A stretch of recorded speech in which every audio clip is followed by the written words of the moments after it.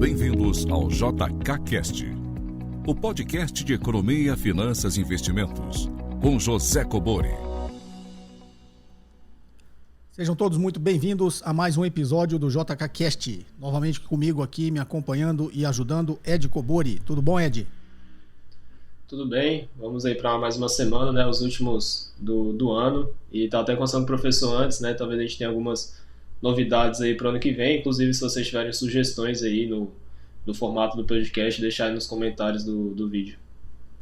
É isso aí, o que o Ed está comentando é que está cada vez vindo menos perguntas, né, é até natural, porque pelo tempo que tem o podcast, não tem como você ter sempre novidades, né, sempre perguntas e dúvidas novas, então, para quem está acompanhando, você pegue lá desde o primeiro, com certeza você vai achar ali respostas para as suas dúvidas. Tá ok? É um podcast por semana, a gente já está no episódio, agora é o episódio 110, se não me engano. Então são 110 podcasts que já está no ar, tá? Então tá vindo muita pergunta repetitiva e pelo menos as aproveitáveis estão ficando muito poucas. Inclusive as duas aqui que o Ed vai responder é com a visão dele, porque também tem esse material aqui. Tá joia, pessoal? Perguntas em áudio e texto para 61 981170005. Perguntas entre 40 segundos e 1 minuto em locais silenciosos. Tá ok? Então, sem mais delongas, vamos à primeira pergunta. Olá, professor. Eu sou o Rafael, falo de Campo Grande, Mato Grosso do Sul, e gostaria de ouvir a opinião do senhor em relação à inflação. Eu estou estudando alternativas para abrir um negócio e tenho uma grande preocupação em relação à volta dos altos índices de inflação que a gente viu no passado. É mundial o fenômeno, mas entre os países mais ricos, o Brasil é o terceiro pior. Se for olhar de modo geral, 83% dos países está melhor do que a gente. Então tem aí um problema político, de confiança, né, internacional em relação ao Brasil, tem um problema de gestão, e ano que vem é ano de eleição. Então, que opções a gente tem? O atual é uma bagunça, a gente está vendo. Tem um candidato aí que empatou com um papagaio, o papagaio aprendeu a falar combate à corrupção e empatou com ele. Tem o Lula. Tem o Ciro Gomes, que entende os problemas, tem propostas, mas a mídia faz questão de ignorar o cara. Então, assim, quais setores, quais tipos de empresa tendem a sair melhor em tempos de inflação altíssima? Na sua opinião, como uma empresa deve se comportar nesse cenário? Ajuda até a gente a avaliar, né, empresas para investir na bolsa e tal, mas no meu caso específico é como empreendedor que eu pergunto. Bem, vamos lá. Rafael de Campo Grande. Rafael, é uma pergunta bastante, digamos, interessante. Você colocou um conteúdo político aí, mas eu vou responder mais tecnicamente, tá ok? Sua preocupação como empreendedor é quais as empresas que sobrevivem ou até se aproveitam mais da inflação. Na realidade, a inflação ela é combatida aí com tanta veemência desde o Plano Real, porque o Brasil passou aí por períodos hiperinflacionários e a gente viu quando existe uma inflação ou pelo menos uma expectativa de que haverá inflação, por isso o Banco Central trabalha em cima das expectativas, né, você acaba desorganizando toda a economia, todo o planejamento das pessoas e das empresas. Né? Se você acha que o preço vai estar 10% mais caro no mês que vem, você vai correr para comprar agora, comprar um pouco antes, e aí o conceito de poupança ele vai começando a se deteriorar. Né? Porque poupança é deixar de consumir hoje para consumir melhor amanhã. Né? E na época, antes do Plano Real, da hiperinflação, esse conceito era invertido, né? Você tinha que consumir hoje para não consumir menos amanhã. Então, o ambiente inflacionário ele traz toda essa consequência que é muito ruim para a economia, né? Para o planejamento das empresas e das pessoas, tá ok? Então, a gente tem que sempre estar de olho e combater a inflação. Agora, quando você fala o Brasil dos países ricos é o terceiro pior, porque o Brasil está muito mal preparado economicamente já há algum tempo, tá? Não é só desse governo, já desde o governo... a gente pegou esse boom, né, depois do governo Fernando Henrique, a gente pegou o boom das commodities, que beneficiou bastante o Brasil, mas já lá no final do segundo mandato do ex-presidente Lula, já no primeiro mandato da Dilma, já começou a deteriorar um pouquinho a nossa economia, né, no segundo mandato da Dilma, que realmente deteriorou de vez, e a gente ainda está tentando sair dessa crise econômica há muito tempo, né, e veio a pandemia, ou seja, uma conjunção de fatores negativos.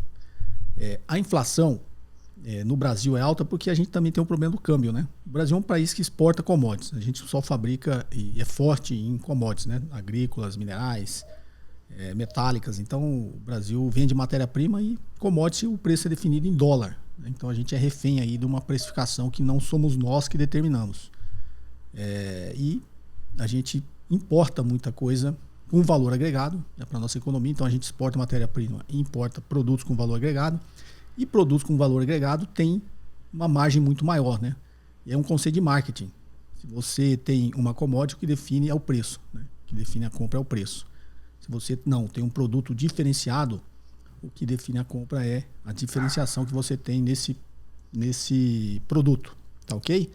Então, inflação tem que ser combatida. No Brasil, a gente tem um problema de inflação alta, até mais alta que os outros países, porque a gente também tem um problema de câmbio. Então, o nosso câmbio, a nossa moeda se desvalorizou muito mais do que outras moedas em comparação ao dólar. Então, a gente teve um impacto duplo, né? A gente tem produtos mais caros que compõem a nossa cesta básica, que são preços definidos em dólar, e a gente tem o real mais depreciado. Então, tudo isso tem um impacto negativo, tá? Agora, quando você fala como empreendedor, quais as empresas que se beneficiam mais da inflação? As empresas, né, ligadas ao setor financeiro. Os bancos sempre se beneficiaram muito da inflação, tá? Outras empresas, aí não é que se beneficia mais ou menos. Quando você quer escolher ou você está fazendo um negócio, aí cai nesse conceito novamente que eu falei, que é um conceito muito mais de planejamento estratégico e marketing, né? Então, se você tem um produto que você não consegue diferenciar ele, ou seja, um produto que não tem valor agregado e não tem diferenciação, e aí sob o conceito de marketing, o que vai definir a compra do seu produto é o preço. Porque se você não tem um produto diferenciado, você tem uma commodity, tá? E em ambientes inflacionários de crise econômica, você provavelmente não consegue repassar a inflação para o seu produto, e aí você acaba perdendo margem, né, nesse ambiente inflacionário. Você vai comprar dos seus fornecedores a um preço mais caro devido à inflação e você não vai conseguir repassar isso para o seu cliente, porque o seu produto é uma commodity, né? Define a compra dele ao preço. Se você aumentar o preço e repassar, você vai vender menos. Isso pode prejudicar. Então, as empresas, né, com essa característica, elas sofrem muito mais. E independente do setor, tá? Então, acho que nesse ambiente inflacionário não é o setor que você tem que olhar. Você tem que olhar a empresa, né, as vantagens competitivas da empresa. Então, se a empresa tem uma vantagem competitiva, ou seja, ela tem um produto diferenciado, o que essa empresa pode fazer? Ela pode repassar, né? Ela não vai ter tanto impacto em repassar isso para o seu cliente, porque o produto dela é diferenciado, e aí ela consegue manter as margens. Então, empresas que têm diferenciação, ou seja, tem valor agregado no seu produto, né, tem uma vantagem competitiva, ela consegue manter ou pelo menos perder menos margem num ambiente inflacionário.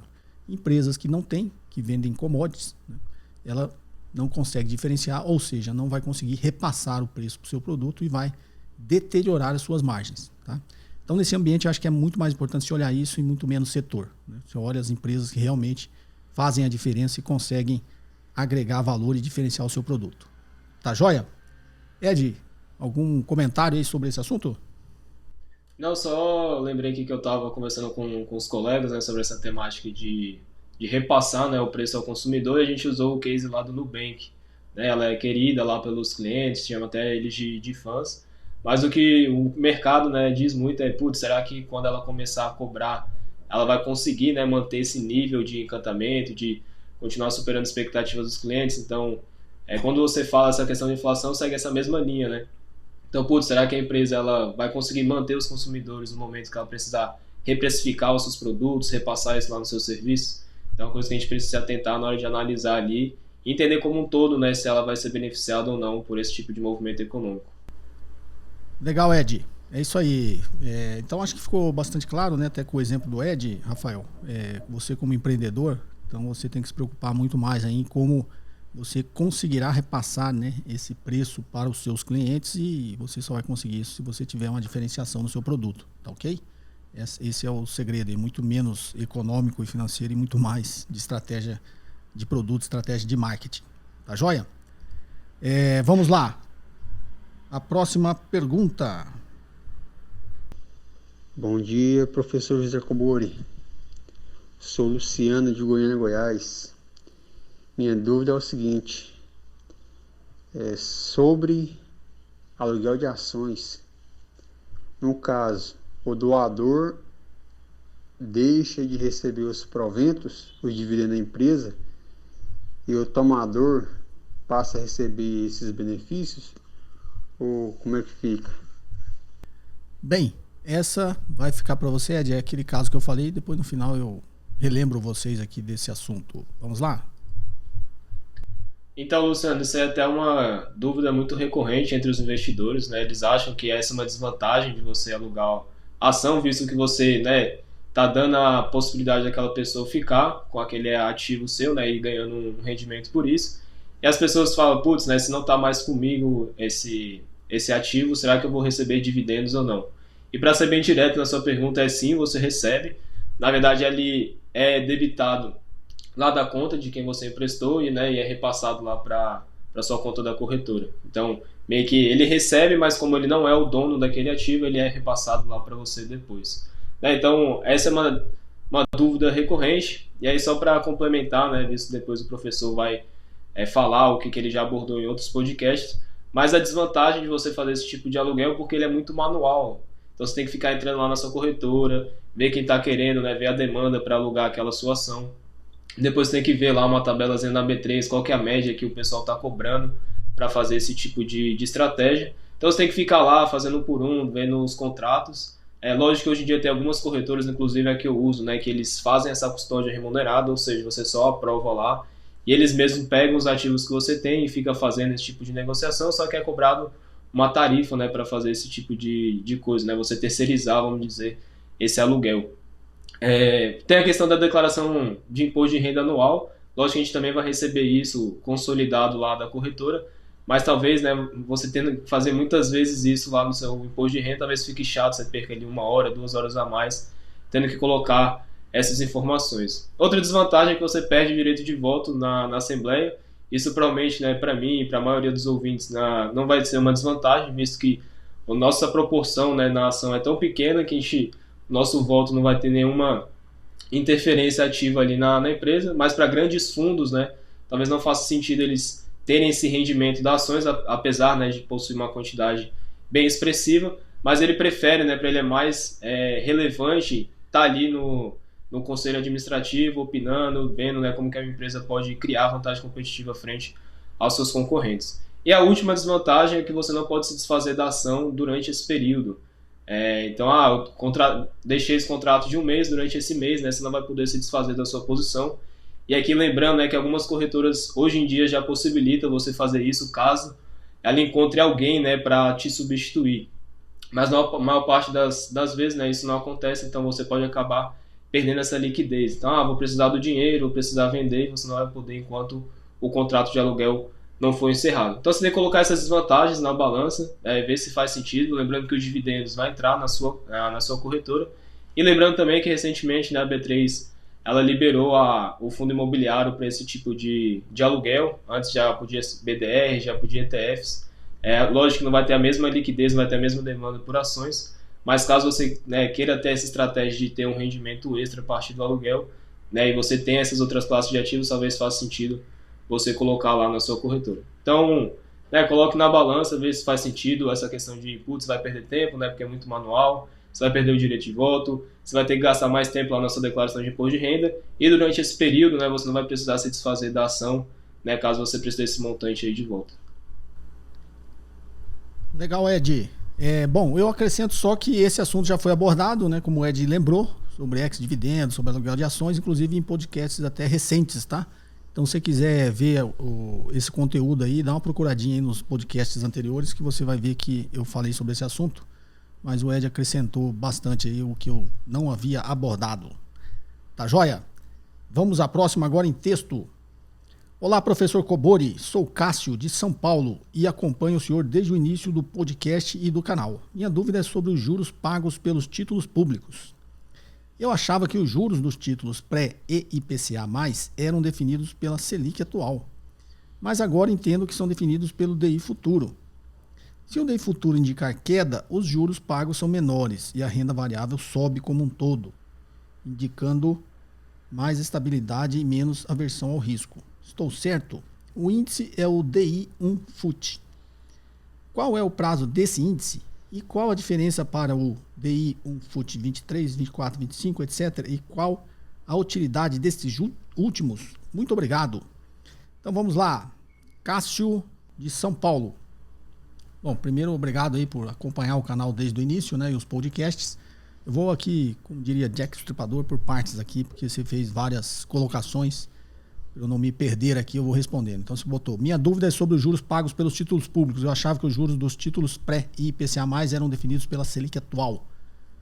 mas agora entendo que são definidos pelo DI futuro. Não, a taxa, por isso chama taxa básica de juros, né? Então a nossa taxa básica de juros é a taxa Selic, que é um apelidinho, né? Selic é o Sistema Especial de Liquidação e Custódia. Então ela é a taxa básica de juros, depois que ela é estabelecida que todas as outras taxas de juros se formam na economia, tá? O DI futuro é o depósito interfinanceiro, né? Que é o CDI, que é conhecido como Certificado de Depósito, tem outro nome, interbancário, mas interpreta interfinanceiro também, tá? Que é a taxa de juros que os bancos formam entre eles. Então, fechou o horário bancário para nós aqui, simples mortais, abre-se um horário lá interbancário, que aí os bancos trocam recursos entre eles para zerar a contabilidade deles, né? Um emprestou mais do que captou, outro captou mais do que emprestou, eles vão trocando dinheiro. E essa taxa que eles trocam esse dinheiro entre eles, que é chamado de CDI. Para nós é o CDB, né? Você vai lá no banco, você compra um CDB. Um banco compra do outro, é o CDI, tá? Certificado de Depósito Interbancário. E o depósito interfinanceiro é essa taxa que se forma entre o mercado interbancário. Por que chama de um dia? Porque sempre é calculado de um dia para o outro. Então você imagina, o Bradesco emprestou dinheiro para o Itaú hoje, o fechamento do dia. Amanhã pode acontecer o inverso, né? O Itaú que vai emprestar dinheiro para o Bradesco, eles vão trocar o dinheiro e vai ser negociada essa taxa de um dia. Um vai pagar para o outro essa taxa de um dia. Então, a taxa de um dia que é formado no mercado interbancário, que é esse DI futuro de um dia. Tá? Então, a taxa média dos depósitos interfinanceiros de um dia é o objeto de um contrato futuro de taxa de juros. Tá? Tem vídeo no canal que eu explico sobre mercado futuro. Você tem mercado futuro de dólar, você tem mercado futuro de arroba de boi, de soja, de milho, e você tem mercado futuro de taxa de juros. Né? Tem mercado futuro de índice Bovespa, tá? Todos eles têm um objeto. Né? Então, o objeto de um contrato futuro de dólar é o dólar. Né? O objeto futuro de um contrato o objeto de um contrato de Ibovespa futuro é o índice Bovespa. De soja é soja, de arroba de boi é arroba de boi. Tá? E o contrato futuro de juros, né? O objeto dele é o depósito, a taxa média do depósito interfinanceiro de um dia. Tá? Pode ficar parecendo complicado, mas depois assiste o vídeo sobre o mercado futuro que você entende essa lógica. Então, para que existe um contrato futuro de taxa de juros? Pelo mesmo motivo que existe um de dólar e de outros produtos, para você se proteger, fazer hedge. Então, você acha que se a taxa de juros vai subir, eu vou levar um prejuízo, você vai lá no mercado futuro e faz uma operação de que se a taxa de juros subir, você vai ganhar. Então, você vai compensar aquele prejuízo que você tomou na vida real, ou em outro investimento, ou em outra... Então, o mercado futuro de taxa de juros, inclusive, acho que é um dos mais líquidos que tem, tá? Porque taxa de juros é base de tudo, né? Então, o que define os juros dos títulos pré-fixados IPCA+, é sempre a taxa Selic, tá? Agora, por que as pessoas olham muito para o DI futuro? Porque tem muita liquidez, o mercado negociando esses contratos futuros de taxa de juros, tem muita liquidez, e todo mundo utiliza esse instrumento não só para fazer hedge, como para fazer várias operações, que eu acho que tem um vídeo no canal que eu explico também como transformar uma LFT numa LTN, e uma LTN numa LFT, é que você sintetiza isso através dos contratos de DI futuro de um dia. Tá? Então, você tem alguma coisa com a taxa pós, você consegue ir lá no mercado futuro e comprar esses contratos ou vender esses contratos conforme a sua intenção. Você transforma uma taxa pós em uma taxa pré, uma taxa pré em uma taxa pós. Tá? É tudo uma questão de conhecer o mercado e matemática, né, que você faz isso. Se não me engano, tem um vídeo no canal que eu explico como isso é feito. Tá? Você fazer uma LFT sintética, uma LTN sintética. Então, como é um mercado que tem muita liquidez, que é onde o mercado todo faz hedge sobre taxa de juros, ele acaba servindo de parâmetro para qualquer outro produto. Tá? Mas não que a taxa de juros que define a LTN e o IPCA+, e a NTNB, seja o DI futuro de um dia. Não, é a taxa Selic. Tá? Porque através da taxa Selic, a partir da taxa Selic, se formam essas taxas de juros no mercado futuro. Ok? E aí porque uma coisa não pode ficar muito distante da outra, senão ele que eu sempre explico aqui, gera uma oportunidade de arbitragem. Né? Se alguma coisa no mercado se distorcer o preço sobre um mesmo ativo, você tem uma oportunidade de arbitragem. Se é o mesmo ativo, eu sempre falo, é o princípio do cambista. Né? Você vai lá no estádio, ele está vendendo o ingresso do jogo, o ingresso é igual a todos os outros ingressos. Né? Por que ele consegue vender para você num preço se ele comprou de outro? Porque ele comprou de outro mais barato. Né? O que o cambista fica fazendo? Então, o mercado, se fosse entender a arbitragem é um cambista ali moderno do mercado financeiro. Né? Ele vê o mesmo ativo, compra mais barato e vende mais caro. E aí, ao fazer isso, né, essa arbitragem, por isso existe a teoria da precificação por arbitragem, ao fazer isso, o que acontece? O preço acaba voltando sempre para o mesmo patamar, ou seja, é o mesmo ativo, tem que ter o mesmo preço. Tá ok? Deixa eu ver se eu falei que ia fazer por partes, né? Se o DI indicar queda, os juros pagos são menores e a renda variável sobe como um todo, indicando mais estabilidade e menos aversão ao risco. Não é bem assim essa relação, tá? É porque se o taxa de juros está caindo, na realidade o dinheiro está ficando mais barato, vai injetar mais dinheiro na economia, vai ter mais atividade econômica, as empresas vão vender mais, as empresas vão vender mais, teoricamente elas passam a valer mais porque os fluxos de caixa dela vão aumentar. Então tem essa relação, tá? A taxa de juros ela define, né, o preço do dinheiro e define quanto dinheiro vai estar circulando no mercado ou não. Essa é a relação, tá? O índice é o DI1FUT. Né? Qual o prazo desse índice? DI1FUT é Depósito Interfinanceiro de um dia futuro, tá? Que é essa sigla que você colocou aqui. Qual a diferença do 23 é o ano, né? O DI futuro de um dia 23, você tá 2023, 24, 2024, 25, 2025. Tá ok? Qual a utilidade? Fazer hedge. Você escolhe o prazo que você quer fazer o hedge e você opera o título. Tá joia? Espero não ter complicado demais, mas novamente tem vários vídeos aqui no canal que falam sobre mercado futuro. E, se não me engano, tem essa que eu falo sobre utilizar o DI futuro de um dia para sintetizar produtos de renda fixa. Tá ok, Ed? Alguma sugestão, alguma curiosidade ou alguma colaboração? Não, só tentar tranquilizar aí os ouvintes que ficaram um pouco perdidos, né? Não é um movimento muito comum para o investidor de varejo, né? O investidor pessoa física, eu até me incluo nisso também, né? Quem geralmente vai fazer esse tipo de estratégia, a tesouraria lá do banco, os gestores de fundos. Então, para quem ficou muito, eu sou obrigado a entender esse tipo de assunto, não, você consegue investir em coisas mais simples, né? Mas é sempre interessante a gente entender um pouco o todo, né, do mercado, porque isso vai simplificando ali e deixando a gente mais confiante nas tomadas de decisões. É bem isso que o Ed falou, né? Não que você precise desse conhecimento para ser um investidor. Na realidade, garanto para você que 95% não sabe o que é isso também, tá? Mas é bom você ter uma noção, né, de como funcionam esses produtos, porque você tem uma noção de como funciona o mercado como um todo, né? Então, quando às vezes você vê dinheiro migrando para um lado para o outro, migrando entre esses produtos, você começa a entender a lógica disso, né? E quanto mais você entender a lógica que está por trás do mercado financeiro e desse fluxo, né, de capitais entre os ativos financeiros, melhor, né, para você como investidor. Tá joia? Vamos aqui à última, Ed, em texto para você. Olá, Cobori, me chamo Jonas e moro em Novo Hamburgo, Rio Grande do Sul. Gostaria de saber como é feito o cálculo do valor atual de uma ação, pois, no meu entendimento, era ajustado de acordo com o volume de compra e venda. Mas quando uma empresa distribui dividendos, por exemplo, isso faz com que o preço do ativo caia, pois agora a empresa tem menos dinheiro em caixa. Isso realmente influencia no preço? Ed, essa é para você.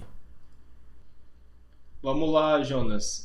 Influencia, inclusive isso que você comentou, né, na sua pergunta, se chama ex-dividendos, né? Existe até uma equação para você ajustar aí a precificação da ação.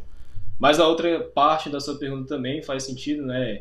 Ela é precificada ali de acordo com o que os investidores acham que ela vale. A gente tanto comenta aqui, né, a questão de valuation, qual que é o valor justo, né, qual que é o valor intrínseco da ação. Mas na hora que ela distribui esses dividendos, isso é descontado da ação. Então ela foi lá, né, viu que não faz sentido manter aquele dinheiro em caixa e falou, vou pagar R$1 por ação. Então se ela está valendo 10 hoje, amanhã, né, ela vai abrir negociando a nova. Eu vou explicar um pouco mais essa questão da data, né, quando que isso acontece, como que funciona. Mas vou dar um exemplo para você entender por que a ação ela desconta, né, esses dividendos. Então, se você for tentar, vamos pegar, né, você vai vender seu telefone. O seu telefone ele vem com fone de ouvido, vem com o carregador, às vezes vai vir com a capinha. Então, na hora que você for vender, se você vender separado ou junto, né, esses valores ele tem que ser iguais. Então, vamos supor que o fone e o carregador vale R$100 cada um e seu telefone vale 1.000. Então, se você vender só um separado, né, só o telefone vai valer 1.000, mas se você vender ele completo, ele vale 1.200. Então, na hora que você vai pegar esse raciocínio e jogar para a ação, é a mesma coisa. Na hora que os investidores precificam lá o quanto ela deve valer, eles incluem o valor do caixa, né, e subtraem também, né, o valor da dívida. Então, na hora que ele pega esse caixa e distribui, né, os acionistas entendem, né, que aquele valor tem que ser debitado do valor da ação. Então, inclusive, se você quiser praticar, né, isso, acredito que você já tenha visto, mas para os demais ouvintes também, pega um fato relevante de quando a empresa divulga, né, a distribuição de dividendos, tem basicamente 4 datas que você precisa se atentar. Né? A primeira é a data de anúncio, é de fato ali quando o Conselho Administrativo aprova, né, essa distribuição. Então vamos supor que seja hoje, né, no dia do podcast, sábado, o Conselho divulgou lá para o mercado que vai distribuir, né, 200 milhões de dividendos. E aí, junto desse fato relevante, ele vai divulgar outras 3 datas. Né? A data com, a data ex dividendos e a data de pagamento. Né? Então, às vezes o investidor se embaralha, né, em relação a essas datas, às vezes compra ali esperando que vai receber os dividendos e não recebe. Então você precisa justamente ver essa janela aí de divulgação. Então a data com, quando você vê lá que ela vai colocar isso no fato relevante, os acionistas que terão direito, né, de receber isso até um prazo limite. Então, quem tiver com a ação até dia 31 de dezembro vai receber esses dividendos. E aí ela vai informar quando que vai pagar, não necessariamente é um dia após a data com. Né? Ela pode falar, a data com é 31 de dezembro, mas eu vou pagar 31 de janeiro. Né? E aí a data ex dividendos vai ser justamente um dia depois do pagamento. Né? E a própria B3 faz essa correção lá. Então, no primeiro exemplo que eu citei, que a ação vale 10, ela distribui R$1, né? No outro dia ela vai abrir 9. Inclusive, né, se você for então não deveria parecer que ela perdeu 10%, né, ou ela caiu, desvalorizou 10%. Não, porque a B3 faz esse ajuste. Né? Então, nesse exemplo, o fator de ajuste seria 0,9. E como que você calcula isso? Né, seria justamente a cotação ex-dividendos, seria 9, sobre a cotação anterior, 10. Né? Então, você divide 9 por 10, vai ser 0,9. Então, ela vai multiplicar, né, as cotações anteriores, o histórico de cotação por esse fator. E aí vai fazer, né, como se você tem um comparativo, de fato, o quanto que a empresa se valorizou aí com esse ajuste. Inclusive, fica uma sugestão aí, né, até um investidor aí da época do professor, que é o Baster, ele tem um podcast falando essa questão aí dos dividendos. Se eu não me engano, a legenda é até 10 mais 2 não é maior que 12. Porque muitos investidores ficam com essa cabeça, né, de, então recebi 2 dividendos, e aí a ação valia 2, então no final vou ter R$12. Na verdade não, né? Você só está trocando dinheiro de bolso. Então antes você tinha uma nota de 10 e de 2 no bolso, e a empresa distribuiu dividendos, né? Então você vai ter 10 ali que vai ser o novo valor de cotação da empresa, e 2 no outro bolso. Né? Inclusive eu acho que muito investidor, quando começa a investir, acha que é uma fórmula mágica. Né? Então é simples. Eu compro, né? Depois recebo dividendos e depois vendo, né? E fico com esses dividendos no bolso. Se você for fazer esse movimento aí, provavelmente você vai perder dinheiro. Primeiro, que durante esse intervalo a cotação, né, pode ficar negativa. E segundo, que dependendo dessa janela, né, ou vai dar no mesmo, ou você vai ter prejuízo. Então você se atentar, né, não existe fórmula mágica. Às vezes muita gente se engana, né, com isso. Então, a empresa vai distribuir tantos reais por ação, eu compro antes, recebo, depois vendo e vou colocar esse dinheiro no bolso. Né? Não é tão simples assim. E não existe, né, essa fórmula mágica de você receber dinheiro e depois, né, vender a ação e ficar com essa diferença. Legal, Ed. Como o Ed falou, o Ed deu uma explicação até mais, digamos, sofisticada, né? Para quem já fez o curso, o Investidor de Alta Performance, lá vocês vão constatar isso que o Ed explicou, né? Você vai achar o valor de uma empresa, você vai projetar o fluxo de caixa, vai trazer o valor presente, né, pelo custo de capital da empresa. E aí, para achar o valor do equity, que é o valor da ação, você tem que somar o caixa e subtrair a dívida. Então a explicação que o Ed deu se você tirou o dinheiro do caixa para pagar o dividendo, esse caixa vai ser menor. Quando você fizer a conta de novo, a ação tem que valer menos, né? Aqui no podcast eu já expliquei isso várias vezes também. Eu expliquei de uma forma mais direta, que é simplesmente o dinheiro saiu da empresa, né? E o dinheiro é patrimônio da empresa. Óbvio, o patrimônio dela diminuiu naquela mesma proporção e a ação tem que diminuir, né? A ação representa o patrimônio da empresa, tá ok? Então procurem aí também esses assuntos aí, se quiser ver a minha explicação, né, as explicações anteriores. A do Ed veio nessa linha um pouco mais sofisticada aí do valuation, né? Mas esse é o entendimento. O dinheiro saiu do caixa, a empresa tem menos dinheiro. Se a empresa tem menos dinheiro, você é dono dela. O que o Ed falou, você tinha R$12 no bolso, você tirou R$2 de um bolso e pôs no outro, né? É só isso, ok? Só que um bolso agora é o bolso da pessoa física e o outro é o bolso da empresa, da sua participação na empresa. Tá joia? Bem, esse episódio fica por aqui. Novamente agradecendo ao Ed. Algumas palavras finais aí, Ed? Não, só isso. Agradecer mais uma vez, né, pela participação. Lembrar aí dos ouvintes deixar alguma sugestão de algum quadro, alguma coisa que a gente pode acrescentar aqui no podcast. que torne um pouco mais interessante, né, visto que a gente está recebendo pouca pergunta. Não que a gente recebe pouca pergunta, né, mas acaba vindo muito repetido. Às vezes a gente tenta abordar de uma outra forma, né, para complementar a explicação anterior, mas de fato a gente tentar deixar o podcast um pouco mais interativo também. Legal. É isso então, pessoal. Perguntas em áudio e texto para o WhatsApp 61981170005. Se você não é inscrito ainda no canal, se inscreva e ative as notificações. Faça, obviamente, seus comentários aqui abaixo sobre os assuntos tratados hoje. E se gostou do vídeo, dê um like e compartilhe. Tá joia? Um forte abraço e até o próximo episódio. Você ouviu mais um episódio de JK Cast, o podcast de economia, finanças e investimentos com José Kobori.